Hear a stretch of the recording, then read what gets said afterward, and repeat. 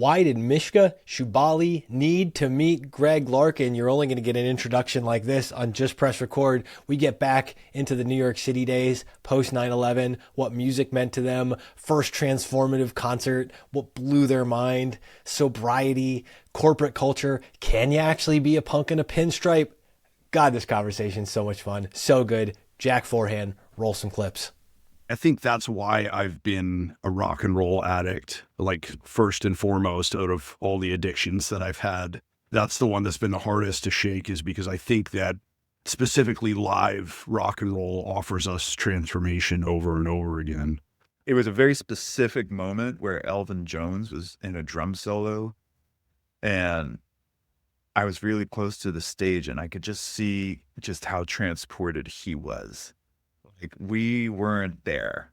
His world was someplace in his head, and it was being released musically. There have definitely been moments where I was like driving somewhere and I'm stopped at a light and fucking Journey comes on, or some band that I've heard so many times, where I'm just like, this isn't even music anymore. It's just wallpaper. And it'll get you. They had the exit. They got into the executive leadership. They have the money, the respect. And at a certain point, like, all the trophies felt like atrophy. It was like, I'm diminishing my soul. The more I stay here and become who they want me to be, the more damage I incur. Probably for the last year and a half, I've been trying to make my project to enjoy where I am. And it's a weird fucking project to try to teach your brain to enjoy the sweet life you have. I think in life, and especially as an entrepreneur, there are times where you have to be content with just opening the miracle window. You don't get to control what miracle comes through the window. You don't control the timing of the miracle. You just have to, like, did I do everything I can today to open the window for a miracle to come in as wide as I can?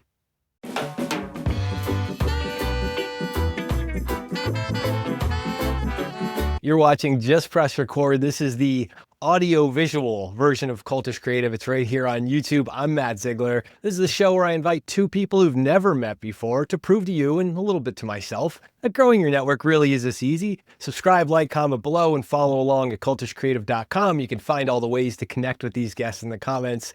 Join their networks too, but let's get into introductions. I can only think of one way to explain them to each other, and I need to tap some of the greatest poets of modern times to do so. This first guest, one part, what matters most is how well you walk through the fire. Yes, Bukowski, and for some reason, I see him more as a ham on rye than a post office kind of guy. A little bit more poetry than just like women in prose, but he embodies the fire and the walk like few I know. And he's another part. And though my soul is not worth saving, my mistress and my queen, your spirit is larger than my sin. It does not lie. And this is getting lighter and not darker. Stick with me, people. That's some Mark Lanegan. This guest knows a thing or two about screaming at trees, or at least trying to make art evolve over a lifetime. And last but not least, I clawed my way through college to discover that the world was a high school, which is credited to the snuffleupagus of despair, Narcissus, perhaps. Oh no, this guest said that in a book of his own, which might be the most mundane sounding quote I could pull, but I think it'll help us later on. Author, runner, musician extraordinaire, say hello, Mishka Shubaly. Was that me? Ooh. Halfway through that intro, I was like, man, we're going to get along great. And then, say hello to the man in the mirror. But next, you're going to say hello to this guest, because this one, he's one part. Your strength is just an accident arising from the weakness of others. Yes, Joseph Conrad. I'm going there, and it's only second to my personal favorite Joseph Conrad quote, which is, I didn't mean to drown myself. I meant to swim till I sank, but that's not the same thing. But this isn't about me. And I know for a fact he does not have a heart of darkness, but I also know that this is just going to make me think of life as high school even more if I keep going here. The second bit, why, is an awful lot of question, and I can't give me no answer. That's Alabama Shakes. That's first record, and it's a line this guest knows where he gathers this community of business folks together, and they help unearth their own questions with their impossible answers too, and he's a real public servant like that. And the final bit, on the topic of courage, I recognize that this is going to be hard, that powerful entrenched interests are going to try to stop me, and I'm going to do it anyway, even if it gets me fired. But of course, that's from his book. Financial crisis predictor, business exiter turned punk rock kid in Pinstripes builder, making sure more people don't burn their entire adult lives to the ground for sake of nothing. Say hello, Greg Larkin. Hello, Greg Larkin. That's the correct way to answer that question. Now, you're going to guess at the end of this conversation why I wanted to get the two of you together. So there's something on the other side of this card. We'll find out at the end. But right now, I got to start here. You guys have both been to your fair share of shows, big concerts, small bands, and everything in between. I'm really curious, and Mishka, I'm starting with you. Was there a show that you can think of, top of your head, no prep on this, that like you were changed in that room? You walked in with one thing, you walked out like, damn it, I am altered. Yeah. I think that's why I've been a rock and roll addict, like first and foremost out of all the addictions that I've had. That's the one that's been the hardest to shake, is because I think that specifically live rock and roll offers us transformation over and over and over again. And then I'm going to go to like the least punk show ever, which is, I think when I was 13 or 14, I got some of the older kids in high school had an extra ticket to go and see Guns N' Roses. And that was the first big show that I saw. And I remember, going there, and I think we waited for like 4 hours for Axl to show up. And like, at this point in my life, if Led Zeppelin was going to play for 4 hours, I'd dip after 25 minutes. But I was like just delighted to be there and delighted to to be sort of waiting. And then the show was incredible. And it was and after that I just went back to my parents. It was like, Mom, Dad, I understand that you had dreams for me, but those are over now. This is what I'm gonna do. Please seek and kiss my. That's right. That's it. Wait, what era of GNR was this? Do you remember This is probably 91. So I think my friend Glenn Wool has a great joke about this, where he's, he was like dating a girl who was younger and she didn't know who Guns N' Roses were. And he was like, Guns N' Roses was a terrific band who put out one perfect album, Appetite for Destruction, and then were never heard of again. Sadly, this is in the Use Your Illusion era. Yeah. It's still an incredible show, and especially for like, to be 13 or 14 and just have your eyes peeled back like that, it was incredible. There's something about that formative age. What about you, Greg? Was there a band or show that you felt like wholly changed by the experience of? There were two shows that changed me. One was, so one when I was 12 years old, 11 or 12 years old. I grew up, my brother's 4 years older than me. I grew up listening with my brother introducing me to all his music, which is a lot of punk, a lot of like Sabbath, like a lot of Birmingham metal, like Motorhead. Oh, okay.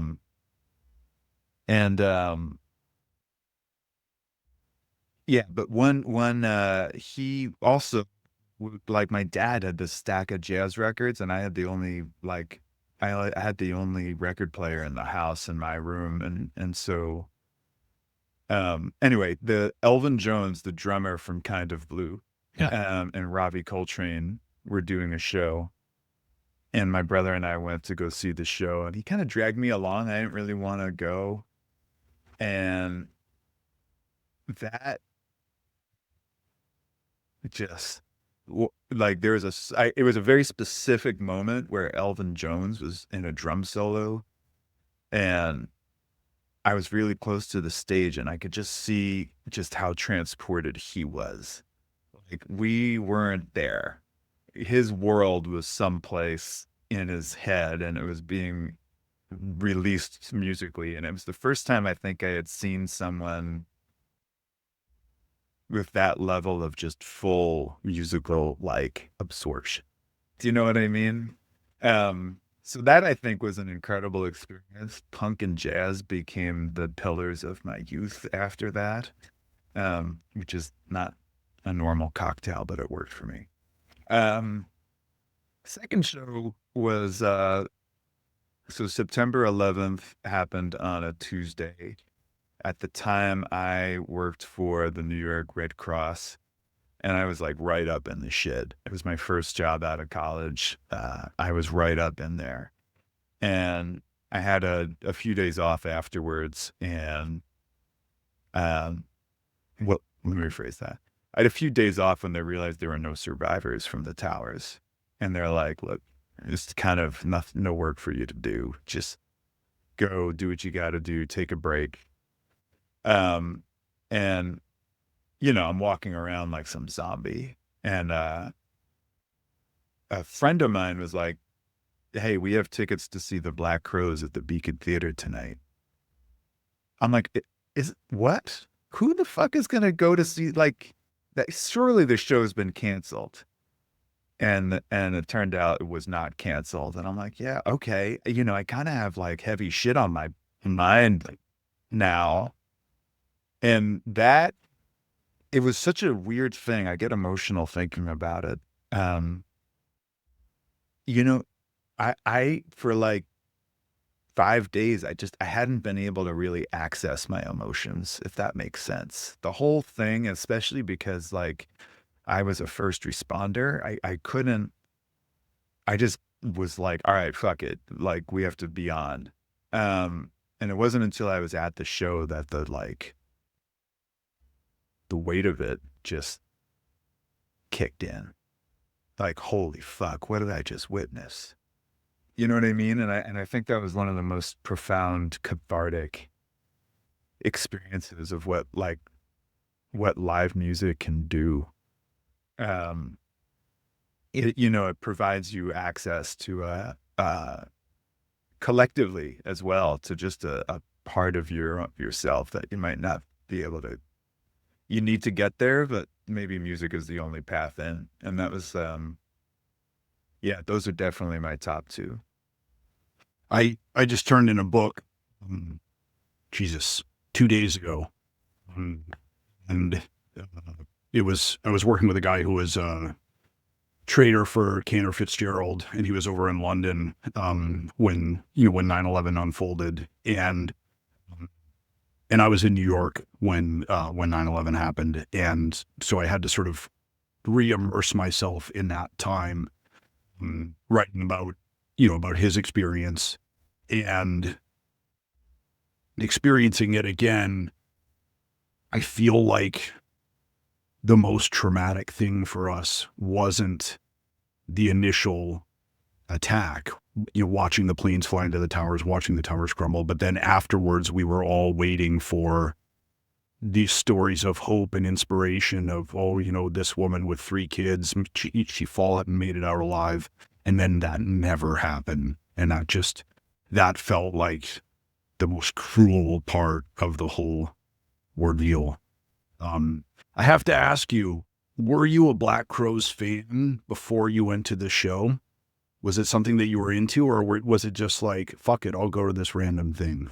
No, I'm definitely a Crowes fan. Okay. Let me rephrase that. I'm a Crowes fan up to the album Amorica. And they had like 19 albums afterwards. I think Southern Harmony and Musical Companion was probably a pretty big album for me early in my life. But not the biggest Crowes fan. There are other bands that are definitely more important for me, but yeah, I was a Crowes fan for sure. Because one of the things I've found with music is that like the wrong band can catch you at the right time and still get you. Like there are, granted, I feel like I'm more emotional than most people, but there have definitely been moments where I was like driving somewhere and I get like, I'm stopped at a light and like fucking Journey comes on, or some band that I've heard so many times, where I'm just like, this isn't even music anymore. It's just wallpaper, and it's like, either you drank too much coffee or didn't drink enough coffee or something. And then, or fucking Christina Aguilera. And you're like, I am beautiful. It'll get you. And it's so mortifying to like, and then you like glance over at, some other car and it's like a cop watching you blast fucking Christina Aguilera with like tears streaming down your face. Oh my God. Has that ever happened to me? Please, God, let me not be the only one. No. I don't think I have that. Not that extreme, at least. I don't think I've ever,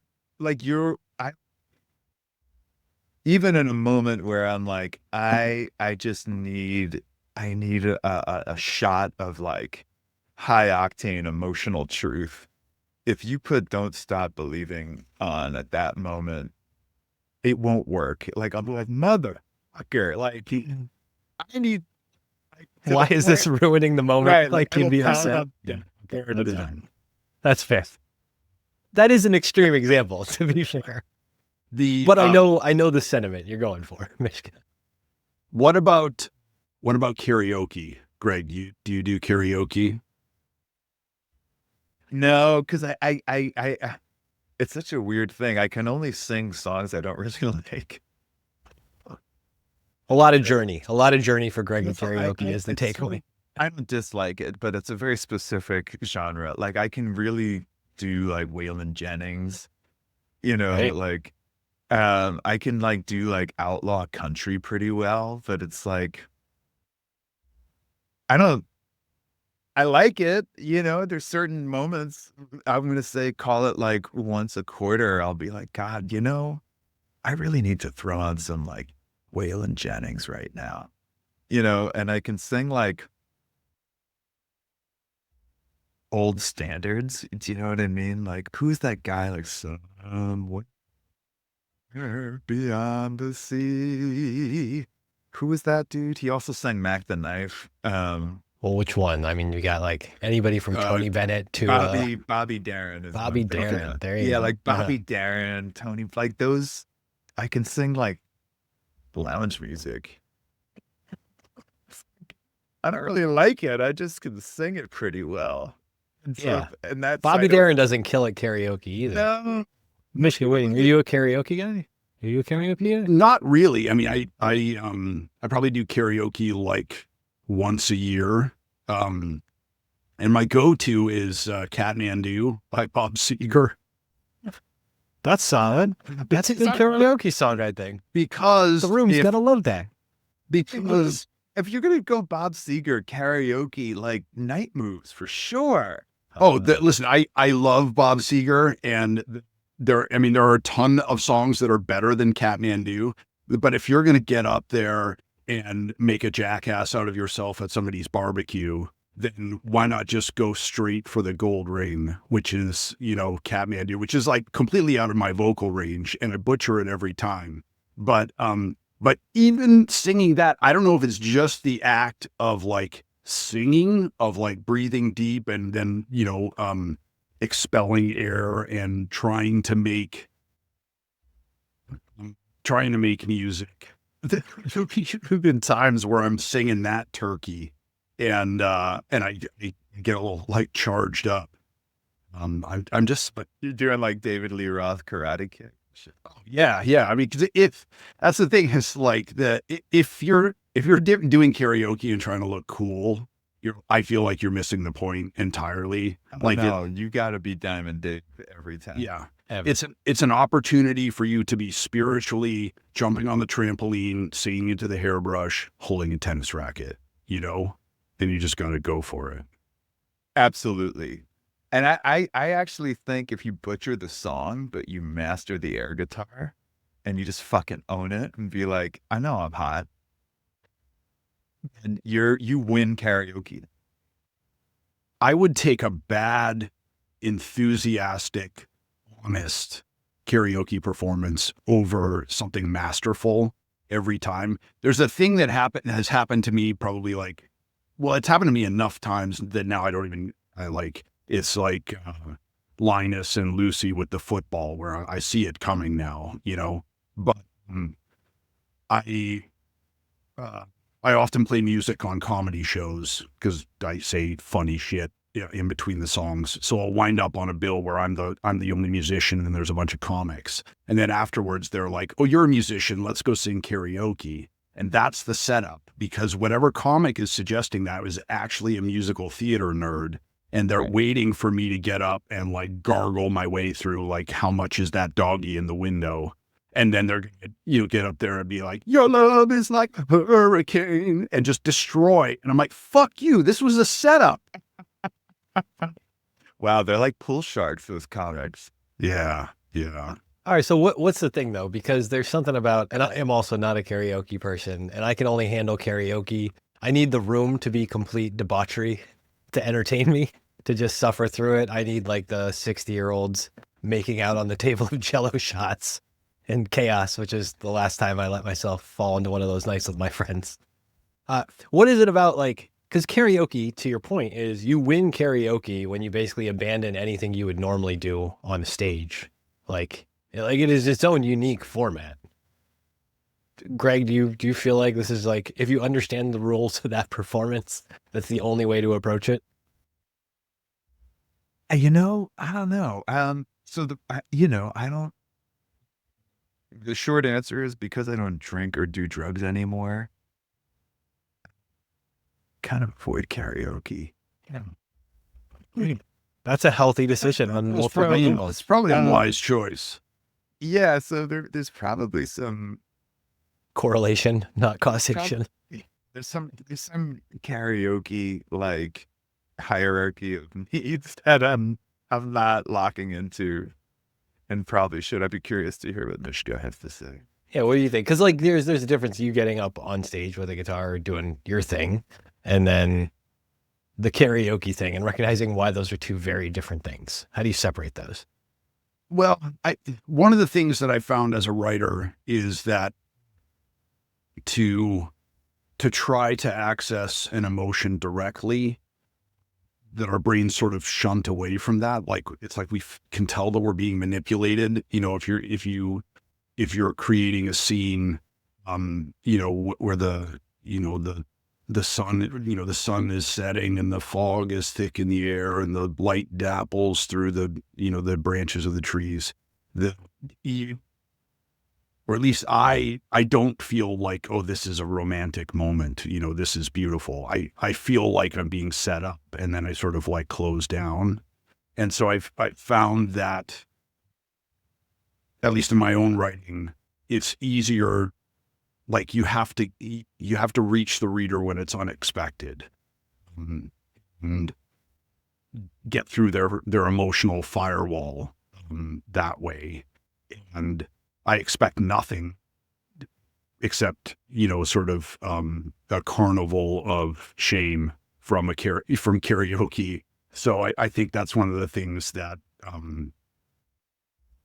leaves me open to accidentally having feelings, from time to time. But also, I think everyone's recovery is different, and it'll be whatever 16 years for me in end of May. And for a long time, I was just trying hard to stick to the straight and narrow and trying to like divorce my current life from my former life. And then I got to a point where I'm not just grateful to be sober. I'm also grateful to have been an alcoholic, because it taught me empathy for other human beings, that like you can make a mistake or a series of mistakes and wind up someplace that's completely foreign to you, that you never could have predicted, and it can happen to anyone. And also, I'm at a place in my sobriety where, I think that for some people in some situations, drugs and alcohol are effective. And one of the things, beer helps you tell your uncle that you love him, that maybe you wouldn't, we have, such problems with male intimacy. Like, there have definitely been times where drugs or alcohol made me tell someone who I loved that I loved them and I wouldn't have otherwise. So now one of my sort of sober goals is to try to go through life as if I had 2 drinks in me without taking 2 drinks. Because I know I couldn't stop there. And I think that's one of the reasons why I try to, when the opportunity comes up to sign up for the karaoke sheet, like just fuck it, go for it, and That's true. That's a beautiful thing. try to recover that fun. You know what the best, I don't know if it's the best, it's one of the coolest, so Mishka, I don't know if you're part of the secret society, but I am, of people who are sober.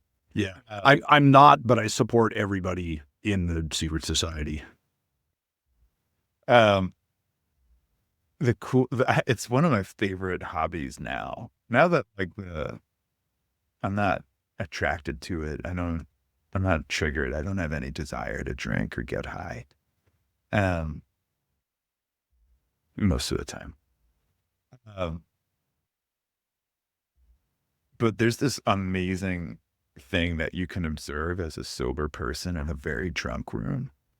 Whereas there's that moment where there's literally not one single reason for anyone to still be there. People are having the most passionate conversation of their fucking life. They're putting everything into it and they're saying nothing.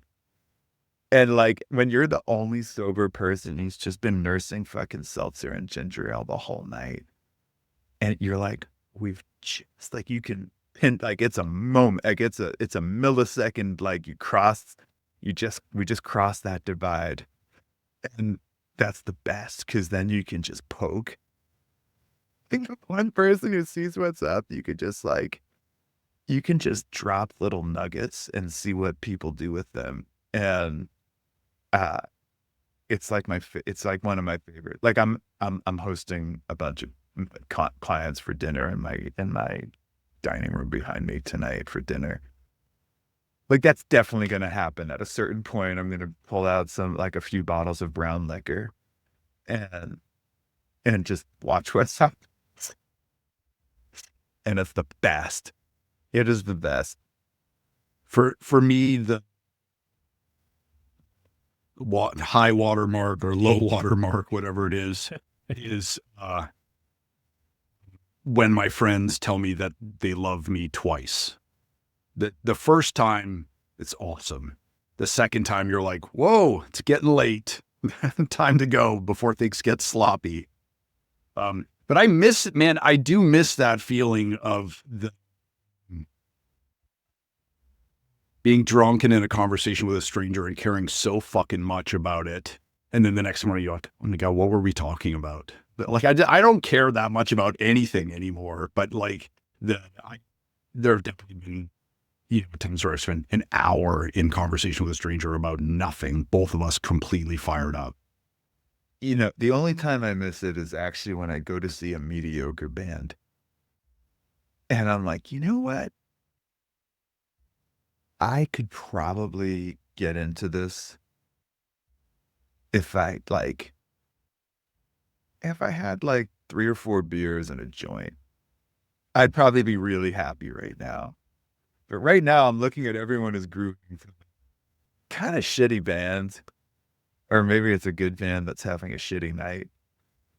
And I'm like, fucking assholes. You guys are so fucking lucky. Sobriety is unforgiving in that regard. My eyes in the last few years finally gone downhill enough that I had to get glasses. And I didn't really notice how bad that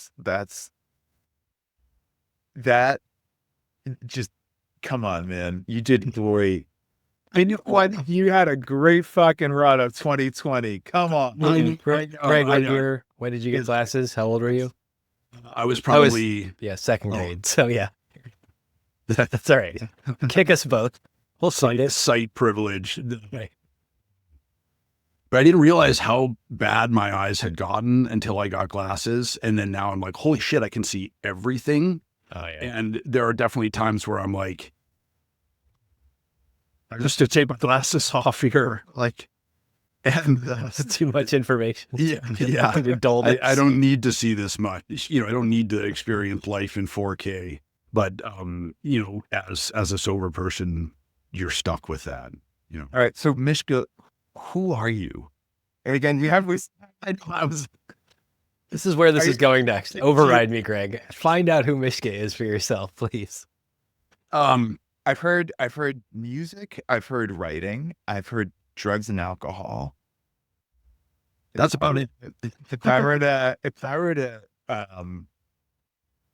take that limited amount of information, here's what I'm going to make. I'm going to concoct your resume based on those threads. Greg GPT. Here we go. Let's hallucinate. Your bandmates with Duff McKagan now. No, I'm kidding. And you brought up Mark Lanegan. Good attention to detail. Yeah, great. I was sad to see him go. He was one of the great ones. I'm going to say that you were somewhere in the Mark Lanegan genre of music, played in a few bands. You have tattoos on your knuckles, which leads me to believe that that's accurate. And the stack of guitars and amps behind you indicates that you have a room in your house that is devoted to storing that shit. At least one room. And you are a screenwriter of some sort or another, which leads me to believe you currently live in Los Angeles or thereabouts. That's what I got. Close. I'm like the Timu version of that resume.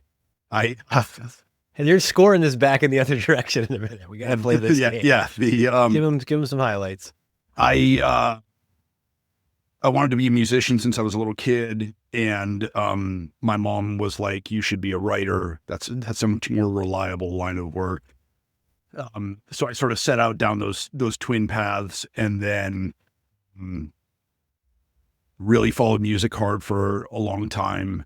As a solo songwriter, I was a huge Mark Lanegan fan, and then got strung out on painkillers, though I was mostly a drunk, and then finally got sober in 2011 and 2009, and started publishing my writings, like a series of mini memoirs through Amazon, and had a string of hits with them, and then that led to a book deal.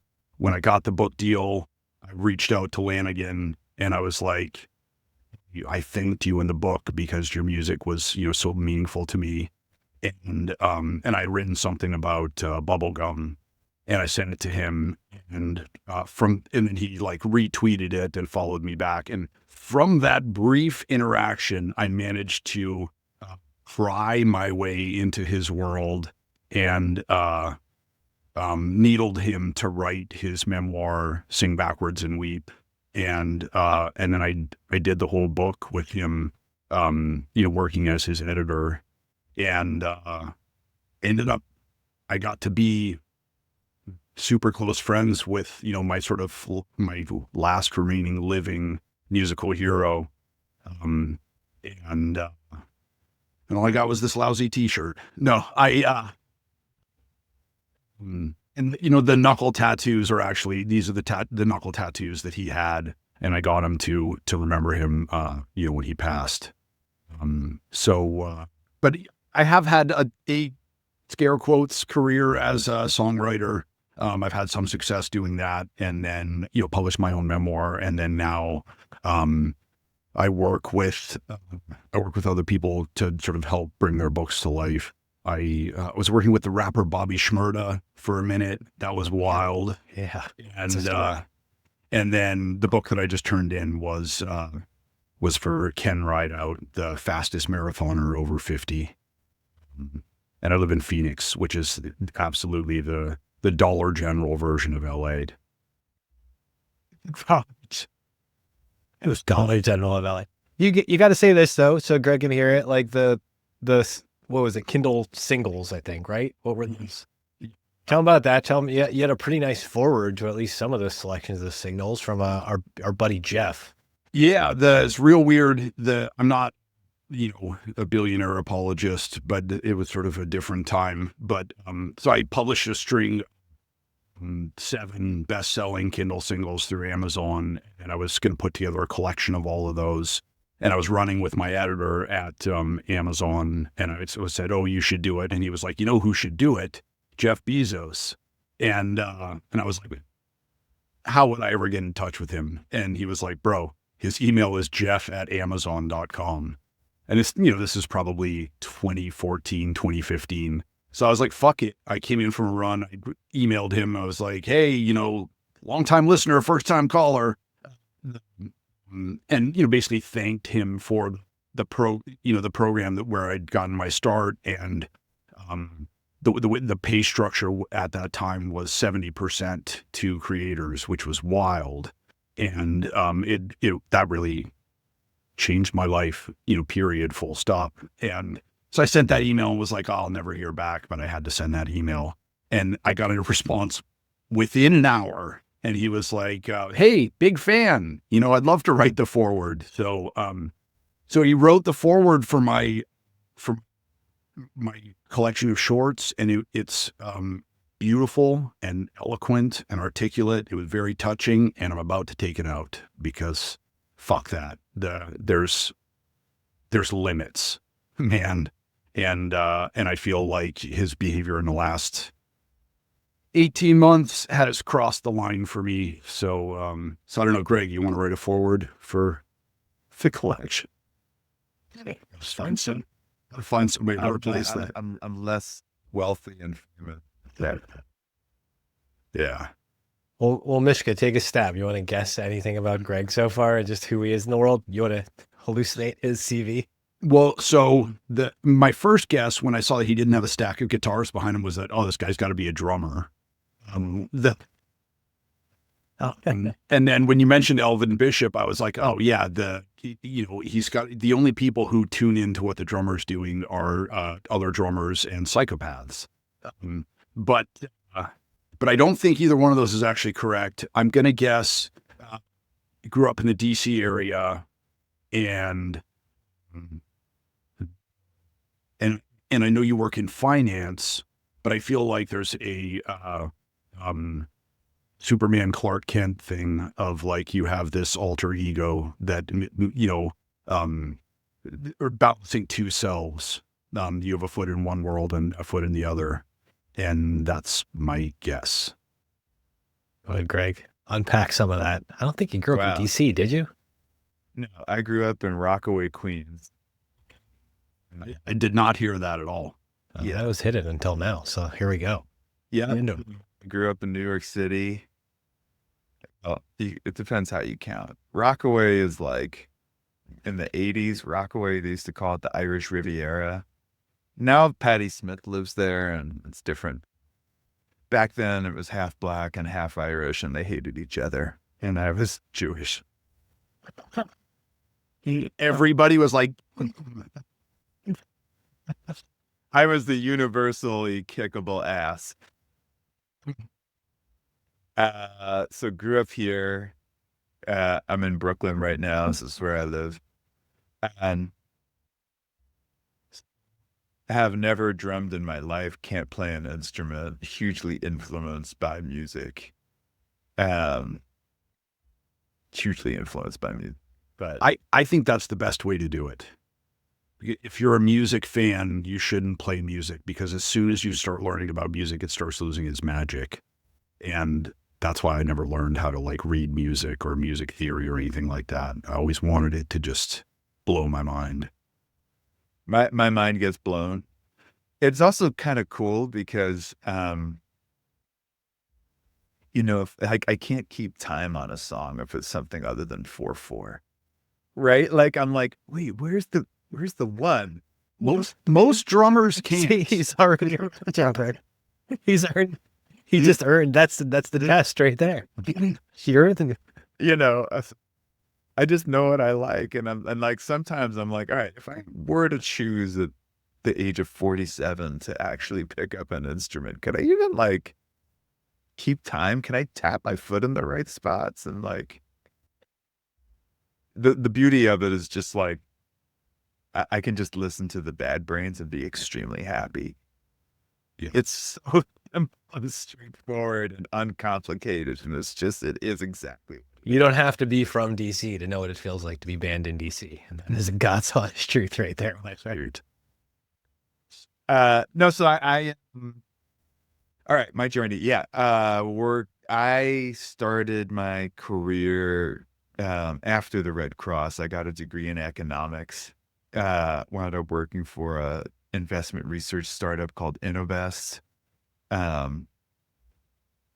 was the first person to publicly predict the 2008 financial crisis from while I worked at Innovest.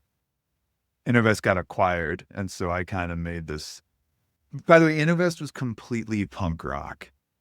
Like, it was these weird miscreants and freaks and like fuck the system type people who were like, we're going to analyze markets and just shove it up the ass of everyone on Wall Street. It had this total fuck you-ness about it,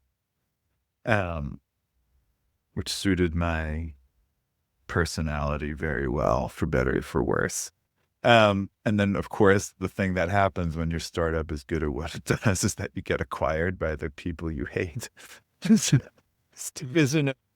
We got acquired by this division of JP Morgan, which then got acquired by a division of Morgan Stanley. And then I worked on Wall Street for 12 years, this like punk on Wall Street. And then I left. I wrote a book about my experience called This Might Get Me Fired. And I now have a executive community called Punks and Pinstripes, which is kind of for, I would say, like executives and entrepreneurs who are in the second mountain of their careers, right? Like they experienced what I did. They had the exit, they got into the executive leadership, they have the money, the respect, and at a certain point, like all the trophies felt like atrophy. You know, it was like I'm diminishing my soul for long. If the more I stay here and become who they want me to be, the more damage I incur. And so once you have that, and I think most people who have a certain like threshold of success experience that in some way. You know, a lot of, then it's like you're climbing the second mountain where you still have fire in the belly, but it's really important for you to do the best work of your life as the truest version of yourself. And so like the reason I started Punks and Pinstripes is because I think most executive communities are out there to help people climb the first mountain. And that can be really alienating. And it can make the problem worse when you reach that stage in your life where you're like, it's not me anymore. Do I have to shoehorn? If I want some compassion and solidarity and community, do I have to like shoehorn myself into a convention center in fucking Tempe, Arizona? He didn't say Phoenix, just for you. Okay, wait. Inside of this. So first off, Mishka, did you see any of that coming? Or was that a good blindside? And then I got to ask you a story about something. Well, I knew that there was like a connection, you know, between music and finance, not necessarily that like you're advising rock stars or something like that, but you know, that you're clearly a music stan and, you know, a big fan of music and, you know, also working in the finance world, but not necessarily drinking the Kool-Aid. One question, well, and I feel like I get the second mountain thing because, you know, having just worked on this book for a guy who was a Wall Street trader for a long time, like a big thing for him is just like, why am I not happier? that I have every single thing that I wanted, everything I dreamed of. Like, why is this not more fulfilling? Like, I should be off the charts happy, and I'm not. And I think that there is a certain sort of like rocking horse winner element to the financial world that, I remember, living in Greenpoint and my rent was like $650. And every month when I made like $660, I was like, there, I'm done. I can fuck off for the rest of the month. Okay, you're looking at an apartment in Greenpoint. Oh, yes. Mine looked a little different. Maybe if you close that door and and then now that I'm, more probably have more money than I've ever had. Well, 3 weeks ago I had more money than I ever had. Now I think about money constantly, and I hate it. I wish I could just be like, I have $660 in the bank. Like, fucking, I need to not worry about it. But I have to ask this question because I feel like it would be, it would be an oversight not to ask this. Can you be a punk in Pinstripes? Can you be a punk in like serving the executive realm and working in finance? I have very little attachment to the word punk or the phrase punk, but to me, those feel like very opposite. Incompatible. Yes. Depends what you mean by punk. And I think there's a first mountain punk and there's a second mountain punk. And I don't think it's possible to be a first mountain punk. So first mountain punk is like, burn it all down. These fucking guys, you get pissed off. You're full of envy and rage, and you start directing your rage because you don't have all the things you want at the people who are passing you for a promotion or getting a bigger bonus than you or have a hotter wife than you. And that's not, I don't even call that punk. That's just disgruntled,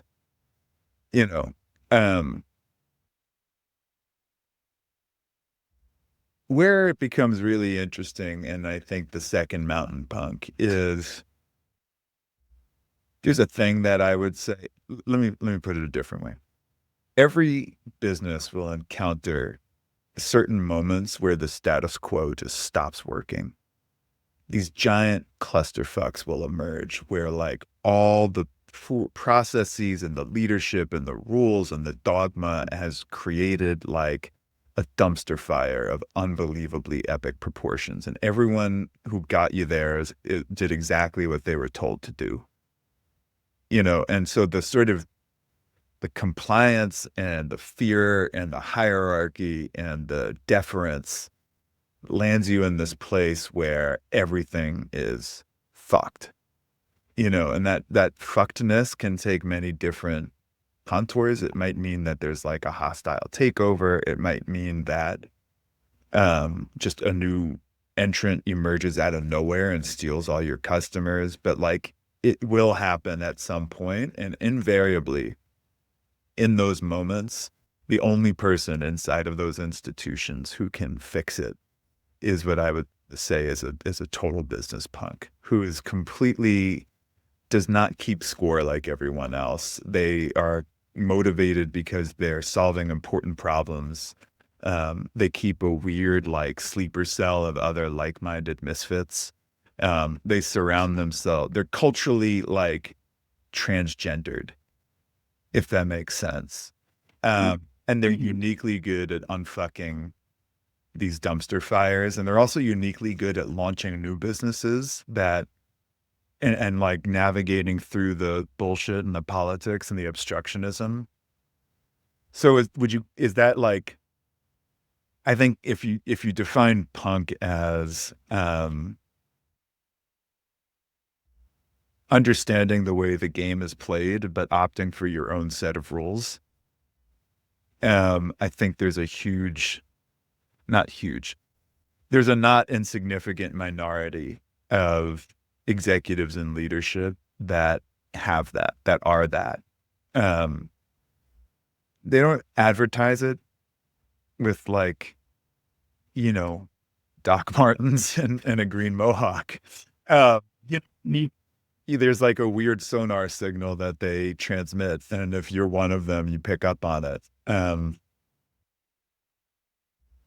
It's yeah. I mean, shit. I collect them. They're members of Punks and Pinstripes. So that's like the archetype that I'm always like, if that sounds like you, don't be afraid to raise your hand.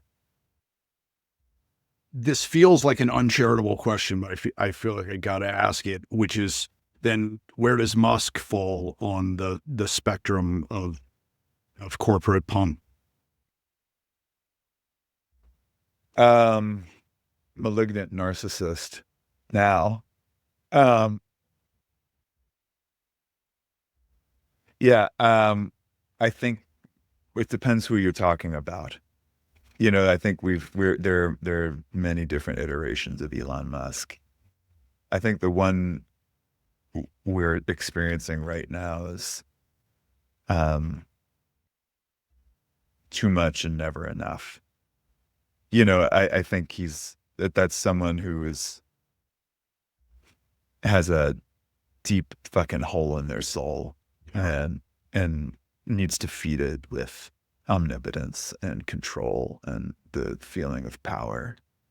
You know, and it's an unfeedable hole. It's a hole that's there because of daddy issues or some shit.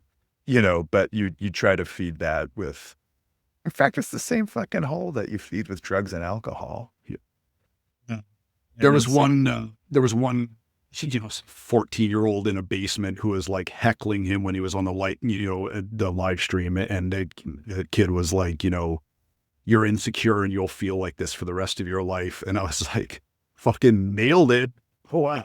And also true for me as well. You know, whatever that, you know, people should be paying that kid $100 an hour as a therapist because he can say the truth. Troll everyone in their live stream. I mean, there's an amazing story from the first release of the Tesla Roadster that I love, and this is the punk version of Musk that I really admire, which is like some Breaking Bad shit, but whatever.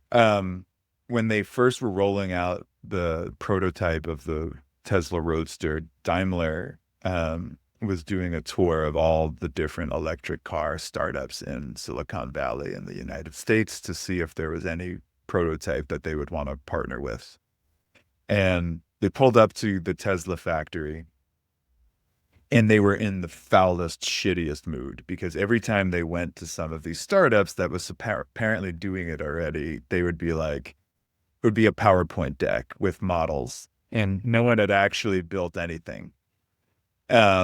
And so they show up, and like this little thing called Tesla was the last stop, and they're all exhausted and bitter. And instead of doing a PowerPoint deck, like Elon Musk pulls up in a Daimler Mini that they had installed an electric Tesla inside. They built the fucking car. And they're like, hey, do you want to go for a ride? They're like, what is this? This is just a Mini. They're like, no, it's a Mini with a Tesla inside of it. This is an electric Mini. They're like, you already built it? And he's like, yeah. So I think that attitude of like, never pitch an idea, pitch an outcome, you know, is so punk rock, and understanding that that's the only way you can break through the banality of corporate permissioning, you know, and the bureaucracy of corporate permissioning is just like, I know why don't we just show you the thing? We're not asking for permission. It's built. The question is whether we continue to build it with you or we move over to Ford. You know, you immediately make it more of a risk for Daimler in that circumstance to say no. And that's incredibly punk rock. That Elon Musk has been dead for a long time. Yeah. This might be part of my own anxiety about money, you know, that when I was 15, had a bad year. The, there was a shooting in my school. A friend of mine and a teacher got killed by a classmate who shot 6 people. The next day I found out my parents were getting a divorce. And then we lost the house and had, sort of a months-long yard sale where we were just fucking selling everything. And all the neighbors came by and sort of picked through our belongings. And then that kicked off years of poverty. I remember sort of eating ice cubes to curb my hunger and wondering if I could eat my hair.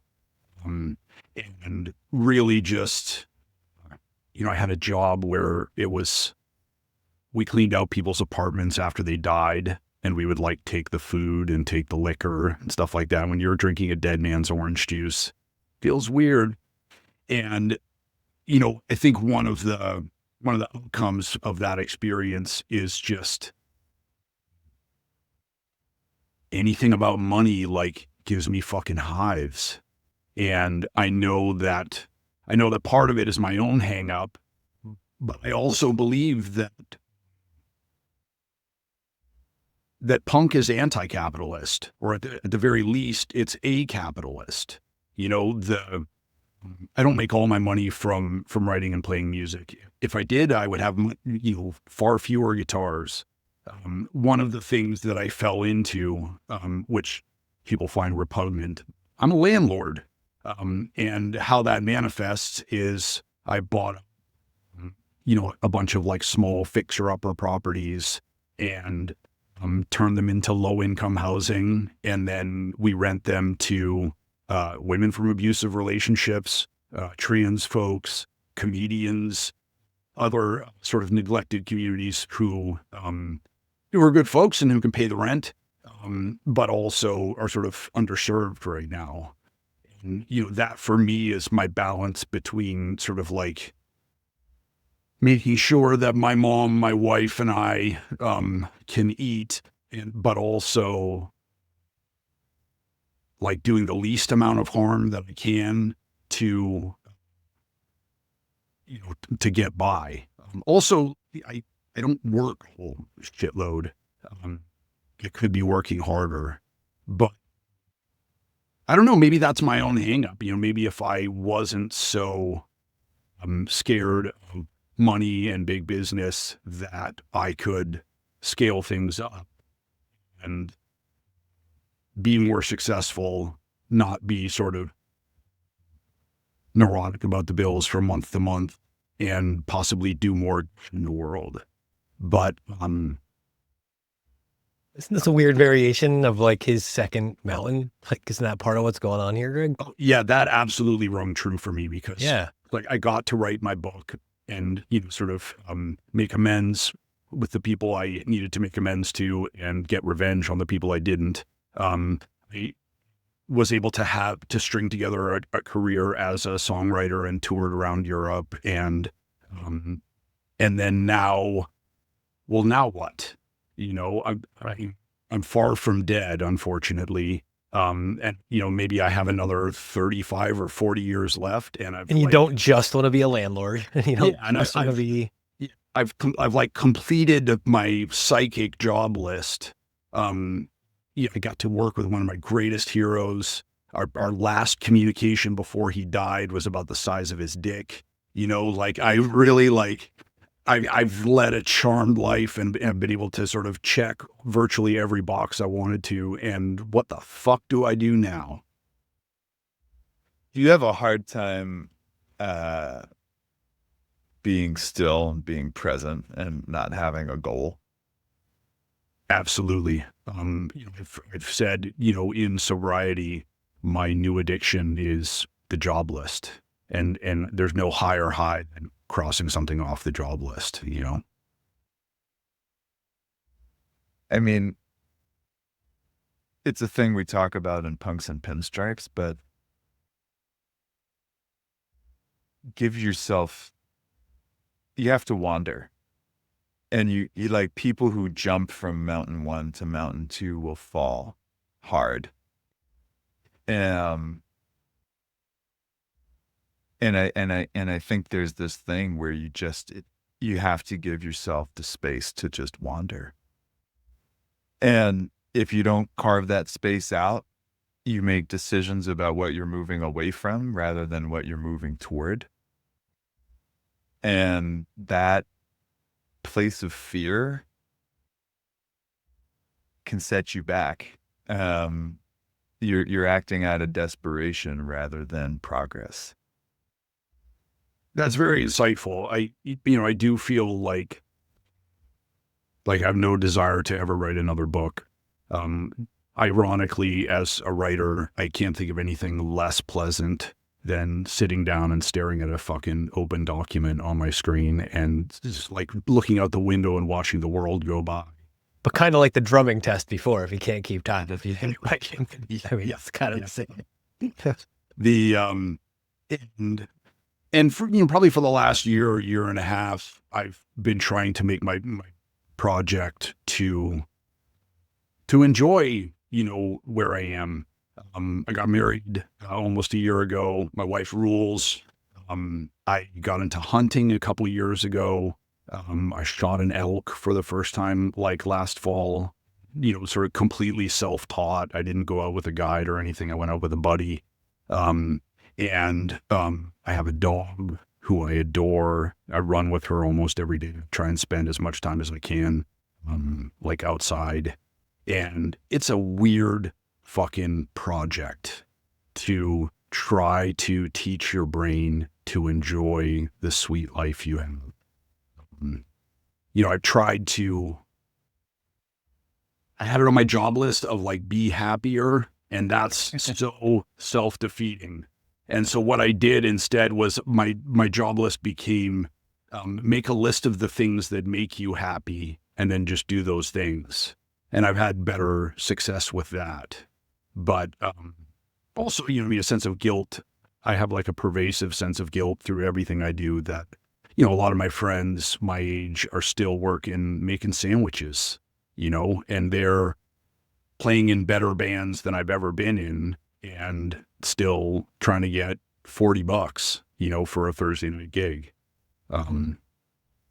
But In the spirit of that, because I'm landing this plane halfway here, but I got some notes, and you just said something that's the first note on this page, and I think it's all connected. So this is some personal archiving in real time. And I will say this about that topic of trying to find just that thing that you can't label it as happiness, but it's the closest thing to it. And this is, for me, a huge post 40 realization was just the shit I'm still curious in. It doesn't matter how stupid or obscure or weird it is. If I could just notice that for half of a second and then spend another half of a second on it and let that turn into 5 minutes and not beat myself up over it being pointless. Because I feel like I beat that out of me from 25 to 35. And then it wasn't until I was 40 that I finally got comfortable with being it's okay you have this weird interest. You want to go shoot an elk and something about that feels cool? Yeah, 25-year-old you might not really care about that. All right, so you said this thing earlier. I think, Mishka, you said it. So, Greg, you comment on this, because I think it's related.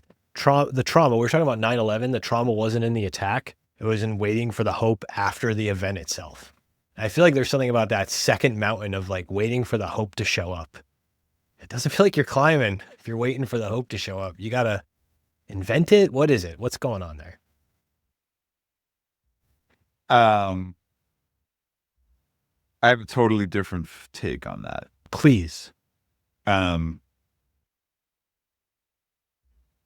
think in life, and especially as an entrepreneur, there are times where you have to be content with just opening the miracle window. You don't get to control what miracle comes through the window. You don't control the timing of the miracle. You just have to did I do everything I can today to open the window for a miracle to come in as wide as I can? And New York City, in the immediate aftermath of September 11th, was the most beautiful place on planet Earth. It was a deeper sense of connection and truth and solidarity, and race and class and bullshit like that all disappeared completely. There was nothing more important that everyone would drop what they were doing to like rub the back of a stranger who was sobbing on a sidewalk. Maybe that's the fucking miracle. It's not the miracle we wanted, but it's the miracle we opened the window open enough for it to come through. You know, and I think part of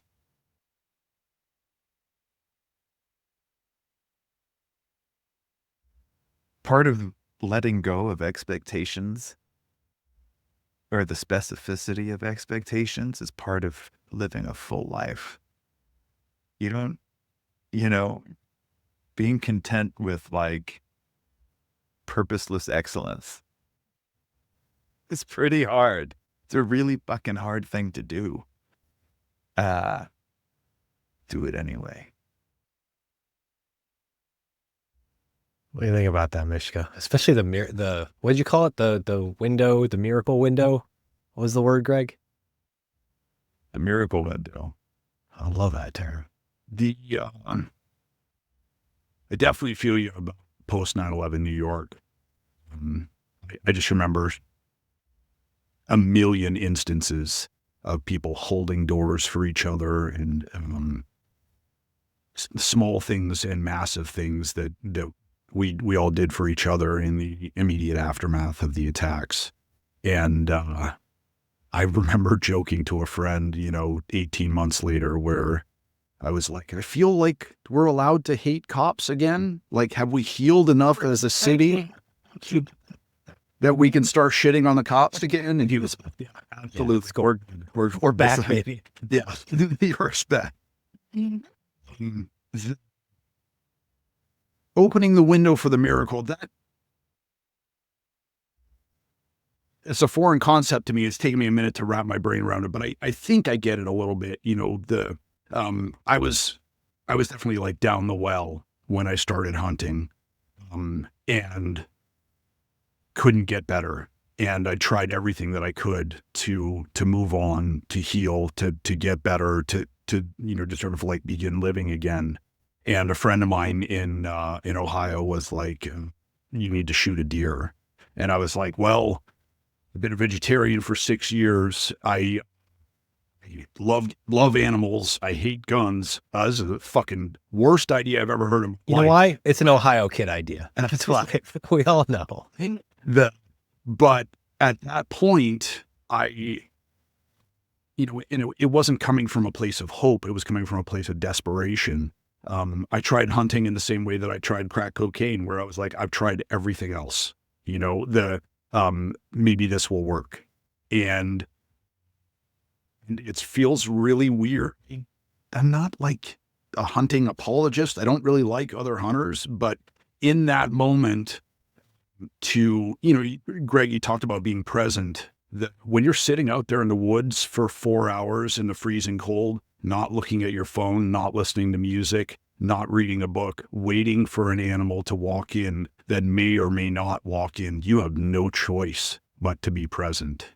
And I think I spent a lot of time out there just sitting out there crying, and it's the singular focus that it takes to hunt a deer or an elk with a crossbow pushed so many other things pushed all these intrusive thoughts out of my head, because I didn't have space to keep them all together.